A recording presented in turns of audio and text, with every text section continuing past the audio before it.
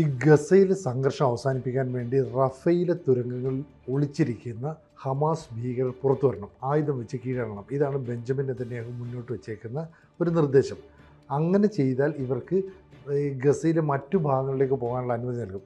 പക്ഷേ ഹമാസിലെ ഭീകരർക്ക് അല്ലെങ്കിൽ ഒളിച്ചിരിക്കുന്നവർക്ക് സംശയം, ഈ നെതന്യാഹു വാക്ക് പാലിക്കുമോ എന്ന്. കാരണം പുറത്തേക്ക് ഇറങ്ങി വന്ന് ആയുധം വെച്ച് കീഴടങ്ങിയാൽ പിന്നെ അവർക്ക് എന്ത് വിലയാണ്? അല്ല, അത് നെതന്യാഹു ആ വാക്ക് പാലിക്കില്ല. കാരണം നെതന്യാഹുവിൻ്റെ ആവശ്യം എന്താ? ട്രംപിൻ്റെ ആവശ്യം ഹമാസിനെ നിരായുധീകരിക്കുക. അതെ, അതിന് ഹമാസ് തയ്യാറല്ല. മറ്റ് രാജ്യങ്ങളൊക്കെ ചേർന്നിട്ട് ഇൻ്റർനാഷണൽ സ്റ്റെബിലൈസേഷൻ ഫോഴ്സ് എന്ന് പറഞ്ഞിട്ടൊരു ഫോഴ്സ് ഉണ്ടാക്കാൻ ഇതുവരെ ഉണ്ടാക്കിയിട്ടില്ല. അതിന് പകരം ഇപ്പം എന്തോ ഒരു കോർഡിനേഷൻ കമ്മിറ്റി എന്ന് പറഞ്ഞാൽ അതിൻ്റെ കീഴിലാണ് ഇതൊക്കെ നടക്കുന്നത്. അവർ ഹമാസിനെ നിരായുധീകരിക്കും എന്ന് പറഞ്ഞെങ്കിലും ഹമാസ് അത് സമ്മതിച്ചിട്ടില്ല. അവർ പറഞ്ഞു, ഞങ്ങൾ ആയുധം താഴെ വയ്ക്കുന്ന പ്രശ്നമില്ല, മരിക്കാൻ ഞങ്ങൾ തയ്യാറാണ്, പക്ഷേ ആയുധമൊന്നും താഴെ വയ്ക്കില്ല. ഇതാണ് ഹമാസിൻ്റെ നിലപാട്. അപ്പോൾ നെതന്യാഹുവിൻ്റെ ഈ ഓഫറിനും അർത്ഥമൊന്നുമില്ല. ഇനി ആ ഓഫർ ഹമാസ് സ്വീകരിച്ചാൽ അതിനും അർത്ഥമില്ല. കാരണം രണ്ടുപേരും അവരുടെ നിലപാടിൽ നിന്ന് പുറകോട്ട് പോകില്ല എന്ന് പലതവണയായിട്ട് പറഞ്ഞിട്ടുണ്ട്. അതുകൊണ്ട് ഹമാസിൻ്റെ അന്ത്യം കണ്ടിട്ട് ഈ പരിപാടി നിൽക്കുകയുള്ളൂ. പക്ഷേ അതെന്നുണ്ടാകുമെന്ന് ചോദിച്ചാൽ എത്രയോ വർഷങ്ങൾ എടുക്കേണ്ടി വരും. കാരണം ഗസയിലെ ജനസംഖ്യ ഏകദേശം 22 ലക്ഷമാണ്. അതിലിപ്പോൾ 88,000 പേര് കൊല്ലപ്പെട്ടു, 1,70,000 പേര് മറ്റോ പരിക്കേറ്റു, 1,00,000 പേരോ മറ്റോ ഓടിപ്പോയിട്ടുണ്ട്. ഗസയിൽ നിന്ന് ഈജിപ്തിലേക്കും ജോർഡാനിലേക്കും ഒക്കെ നുഴഞ്ഞു കയറിയിട്ടുണ്ട്. അവരെല്ലാം അവരുടെ ഗേറ്റ് അടച്ച് കുറ്റിയിട്ടിരിക്കുകയാണ്. അങ്ങോട്ടൊന്നും ഒരെണ്ണത്തെ കയറ്റില്ല. അങ്ങനത്തെ അവസ്ഥയാണ് ഗസയിൽ. അപ്പോൾ ഇനിയും ഗസയിൽ ഒരുപാട് ചോര വീണ് ഏകദേശം ഹമാസ് ഒന്ന് ഒതുങ്ങിക്കഴിഞ്ഞാൽ സാധാരണ ഗസക്കാർ, അവരെയാണ് ഒരു പലസ്തീനുകൾ എന്ന് വിളിക്കുന്നത്. എന്ത് തീനുകളാണെങ്കിലും ശരി, ബാക്കിയുള്ളവർ സാധാരണ മനുഷ്യരുണ്ടല്ലോ ഈ കൂട്ടത്തിൽ, പാവങ്ങളൊക്കെ ഉണ്ട്. അപ്പോൾ അവർ ആയിരിക്കും അവശേഷിക്കുന്നത്. അങ്ങനെ ഇത് തീരുള്ളൂ എന്ന് ഞാൻ കരുതുന്നു. അല്ല, ഈ ഹമാസിൻ്റെ കേന്ദ്രം എന്ന് പറയുന്നത് ശരിക്കും റഫയാണ്. അപ്പോൾ റഫയിലാണ് ഈ തുരങ്കങ്ങൾ ഇവർ ഒളിച്ചിരിക്കുന്നത്. റഫയിലോട്ട് ഇസ്രായേൽ സൈന്യം പെട്ടെന്ന് ഫുള്ളായിട്ട് കടന്നു കയറിയിട്ടില്ല. അതുകൊണ്ടാണ് ഈ തുരങ്കങ്ങളിൽ നിങ്ങൾ പുറത്തേക്ക് പോകുക. അപ്പോൾ ഹമാസിന് പേടി തുരങ്കങ്ങളിൽ നിന്ന് പുറത്തേക്ക് വരാനായിട്ട്. വരത്തില്ല എന്നും പറയുന്നു. ഇത് കയറി ചെന്നില്ല എന്നൊക്കെ പറയുന്നത് വെറുതെയാണ് സിനിമ. കയറി ചെന്ന് തവിട് പൊടിയാക്കി റഫയെ. അങ്ങനെയാണല്ലോ കഴിഞ്ഞ വർഷം ഓൾ ഐസ് ഓൺ റഫ എന്ന് പറഞ്ഞൊരു ക്യാമ്പയിൻ നടന്നു. അത് വന്നൊരു റഫേൽ സ്ത്രീകളെ, കുട്ടികളെ, ഗർഭിണികൾ ഇവരെ ഒക്കെ തല്ലി വശകേടാക്കി. ഇപ്പോഴും കുറച്ച് പേര് ഒളിച്ചിരിക്കുന്നു. അവരെ നശിപ്പിക്കാൻ നെതന്യാഹുവിന് അറിഞ്ഞുകൂടായിട്ടല്ല, ഇത് വെച്ചുകൊണ്ട് കളിക്കുകയാണ്. നിങ്ങൾ 2023 ഒക്ടോബർ 7 രാത്രി നടത്തിയ ആക്രമണത്തിന് മൂക്കുകൊണ്ട് ഇക്ഷ വരപ്പിക്കുന്നു എന്നുള്ളതാണ് നെതന്യാഹുവിൻ്റെ നിലപാട്. അത്ര പെട്ടെന്നൊന്നും ഞാൻ തീർക്കുന്നില്ല. തുടങ്ങിയപ്പോൾ തന്നെ നെതന്യാഹു പറഞ്ഞിരുന്നു ഇത് വളരെ നീണ്ടു നിൽക്കാൻ പോകുന്നൊരു യുദ്ധമാണ്. അല്ലാതെ 2-3 ദിവസം കൊണ്ട് ഹമാസിൻ്റെ അവിടെ ഇവിടെയൊക്കെ കുറേ നേതാക്കന്മാരെയൊക്കെ പിടിച്ച് വെടിവെച്ച് വന്ന് സമാധാനം കൊണ്ടുവരിക, അതിലൊന്നും അയാൾ തൃപ്തനല്ല. അയാൾ ഹമാസിനെ ഉന്മൂലനം ചെയ്ത് അടങ്ങും. ഹമാസിനെ മാത്രമല്ല, ഹിസ്ബുള്ളയെയും ഹൂത്തിയെയും. ഇതിനിടയ്ക്ക് നെതന്യാഹു വെസ്റ്റ് ബാങ്കിൽ അടി കൊടുക്കുന്നുണ്ട്. വല്ല കാര്യമുണ്ട്? വെസ്റ്റ് ബാങ്കിൽ അടികൊള്ളേണ്ട കാര്യമുണ്ടോ? അപ്പോൾ അവിടെയുണ്ട് കുറച്ച് പേര്, ഹമാസ് അല്ലെന്നേ ഉള്ളൂ, ബട്ട് ഈ സ്വഭാവമുള്ളവർ.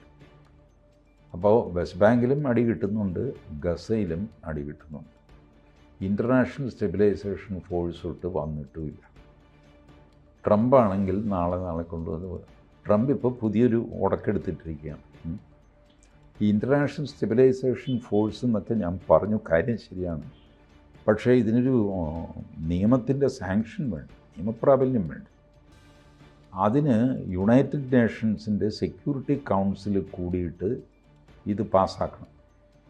ISF എന്ന് പറഞ്ഞൊരു സേന ഉണ്ടാക്കാമെന്നും അതിൽ ഇന്ന രാജ്യങ്ങളൊക്കെ പങ്കെടുക്കുമെന്നും ഒക്കെ പറഞ്ഞിട്ടൊരു പ്രമേയം കൊണ്ടുവന്ന് സെക്യൂരിറ്റി കൗൺസിലിൽ പാസ്സാക്കണം. ഈ സെക്യൂരിറ്റി കൗൺസിലിൻ്റെ പ്രത്യേകത എന്താണെന്ന് വെച്ചാൽ അവിടെ വീറ്റോ ഉണ്ട് എല്ലാ രാജ്യങ്ങൾക്കും. ഉം. അമേരിക്ക ഈ പ്രമേയം കൊണ്ടുവരുന്ന താമസമുള്ളൂ, ചൈന അത് വീറ്റോ ചെയ്യും, അല്ലെങ്കിൽ അമേരിക്ക പറഞ്ഞ് ചെയ്യിക്കും. ഞാനിങ്ങനെ കൊണ്ടുവരുന്നുണ്ട്, ചേട്ടനൊന്ന് വീറ്റോ ചെയ്യണം. അതൊക്കെ ഞാൻ ചെയ്തോളാം. കാരണം ചൈനയ്ക്ക് ഗസയിൽ താല്പര്യമൊന്നുമില്ലല്ലോ. അപ്പോൾ അവർ പറയും ഒരു വീറ്റോ ഒക്കെ അമേരിക്കയ്ക്ക് വേണ്ടി ഞങ്ങൾ ചെയ്തോളാം. ചൈന വീറ്റോ ചെയ്യും, അല്ലെങ്കിൽ റഷ്യ വീറ്റോ ചെയ്യും.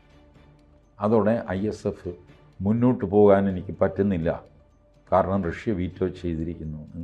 പിന്നെ ഇത് നീട്ടി കൊണ്ടുപോകും. ഇങ്ങനെ കൊണ്ടുപോയിട്ട് ഗസ ഒറിജിനലി ട്രംപിൻ്റെ പ്ലാൻ പോലെ ഒരു ടൂറിസ്റ്റ് കേന്ദ്രമാക്കി മാറ്റി. ഇവരെയൊക്കെ തല്ലി ഓടിച്ച് അല്ലെങ്കിൽ കപ്പൽ കയറ്റി അങ്ങോട്ടെങ്കിലും കൊണ്ടുപോയി കടലിൽ മുക്കുകയോ എന്തെങ്കിലുമൊക്കെ ചെയ്തിട്ട് ആ പ്രദേശം ഒന്ന് സ്വച്ഛമായി ടൂറിസ്റ്റ് കേന്ദ്രമായി. അതിൻ്റെ ഒരു AI വീഡിയോ ഒക്കെ ട്രംപ് ഇറക്കിയിട്ടിരുന്നു പണ്ട്. കണ്ടു അതിമനോഹരമായിട്ട് സ്വിമ്മിങ് പൂള് അത് ഇത് പിള്ളേർ കളിക്കുന്നു, അങ്ങനെ കടലിൽ നിന്ന് കാറ്റ് വരുന്നു, കടലിലേക്ക് കാറ്റ് പോകുന്നു, ഇങ്ങനെയൊക്കെയുള്ള സംഗതിയൊക്കെ ആയിട്ട് വളരെ മനോഹരമായ റിസോർട്ടുകളൊക്കെ. ഇതാണ് ട്രംപിൻ്റെ സ്വപ്നം. അതിലേക്ക് ട്രംപ് മെല്ലെ കൊണ്ടുവരികയാണ്. ഇപ്പോൾ ഈ ഗസക്കാരും നമ്മളുടെ ഹമാസും ഒക്കെ പറയുന്നത് യുണൈറ്റഡ് സ്റ്റേറ്റ്സാണ് ഈ കാര്യമെല്ലാം തീരുമാനിക്കുന്നത്. നെതന്യാഹു ഇവിടെ ഒരു കോൺട്രാക്ടർ മാത്രമാണ്. US പറയുന്നു, അയാൾ ചെയ്യും.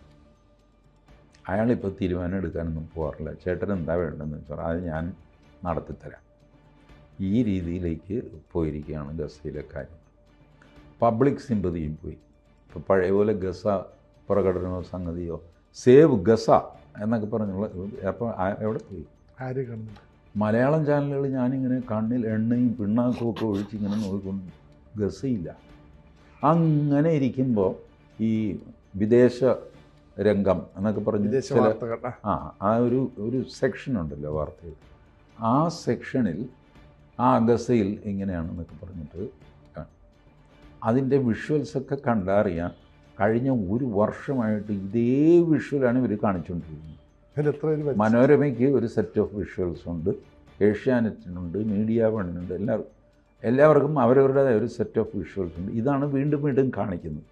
പിന്നെ കാണികൾക്ക് ഇത് മനസ്സിലാകും, കേരളത്തിലിരിക്കുന്നതിന് ഇത് ഗസയാണോ ഗസയാണോ എന്തെങ്കിലും ആയിക്കോട്ടെ, ഇങ്ങനെ പോവുകയാണത്.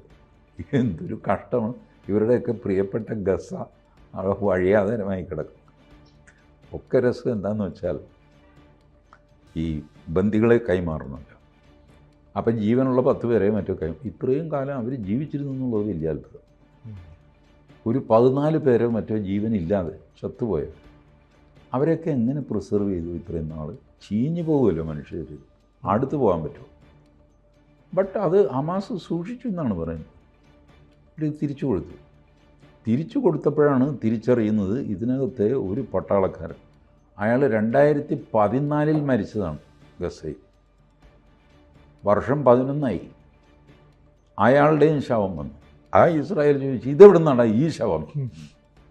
ഇത് 23 ഒക്ടോബറിൽ കിട്ടേണ്ടതാണ്. ഇത് അതിനു മുമ്പ് 2014 ശവം കൊണ്ടുവന്നിരിക്കുന്നത്. അപ്പോൾ ഹമാസ് ഞെട്ടിപ്പോയി, അത് തെറ്റിപ്പോയാണ് ചേട്ടാ, ആ ശവം തിരിച്ചു തന്നേക്കുന്നു. ഇത് നിൻ്റെ കയ്യിൽ എങ്ങനെ വന്നു എന്നൊക്കെ. അതിൻ്റെ പേരിൽ 2 പേരെ മറ്റോ കൊന്നു. കൊണ്ടുപോയി കൊടുക്കുന്നവൻ നിരപരാധിയാണ്. പോസ്റ്റ്മാൻ്റെ ചോദിക്കുകയാണ് അവൻ പറഞ്ഞു, എൻ്റെ പുണ്യേട്ടാ ഇതിവിടെ ഏൽപ്പിക്കാനാണ് എന്നോട് പറഞ്ഞു.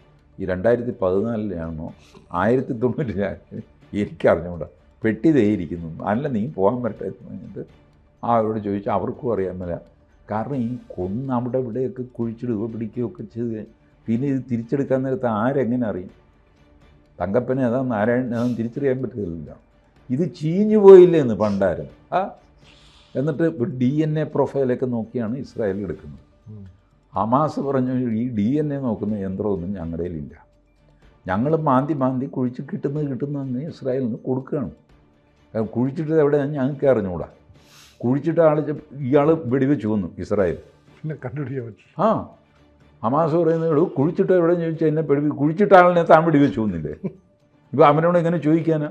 ഞങ്ങളിനിയിപ്പോൾ ഇവിടെ നോക്കത്താതെ മരുഭൂമിയൊക്കെ കുഴിച്ചൊരു ശവം കണ്ടുപിടിക്കുക എന്ന് പറഞ്ഞു കഴിഞ്ഞാൽ ഇയാൾ അവിടെ കിടന്ന് മരിച്ച പാലസ്തീൻകാരനാണോ അതോ ഇസ്രായേലുകാരനാണോ? ഇതൊന്നും അറിയാൻ പറ്റില്ലോ. ഇവരുടെയൊക്കെ ആരെയൊക്കെ കാണാതെ പോയിട്ടുണ്ടോ അവരുടെ എല്ലാം DNA ഇസ്രായേൽ തയ്യാറാക്കി വെച്ചിട്ടുണ്ട്. ശവം കൊടുത്തു എന്ന് പറഞ്ഞാൽ അവർ പറ്റിക്കാനൊന്നും പറ്റില്ല. കൃത്യമാണോ ശവം എന്ന് അവർ നോക്കും. ഇങ്ങനെ നിൽക്കുകയാണ് ഇത്. ട്രംപിൻ്റെ കയ്യിലേക്ക് പൊയ്ക്കൊണ്ടിരിക്കുന്നു.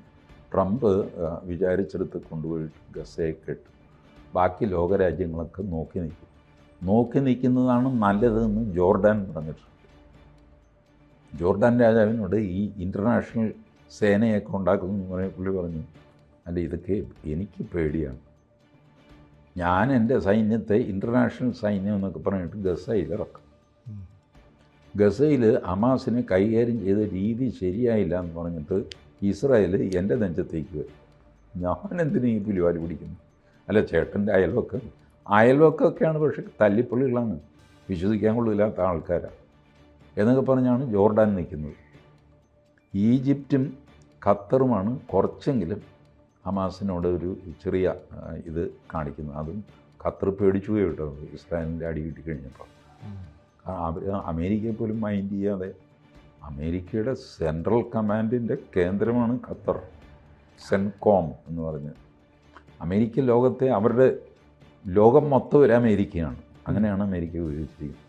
സതേൺ കമാൻഡ്, നമുക്കൊക്കെ സതേൺ കമാൻഡ് എന്ന് പറഞ്ഞാൽ ഇന്ത്യയുടെ തെക്കുവശവും പിന്നെ ഹിന്ദു സമുദ്രത്തിലെ കുറച്ച് സ്ഥലവും. ഇതാണ് നമ്മളുടെ നേവി കാക്കുന്നത്.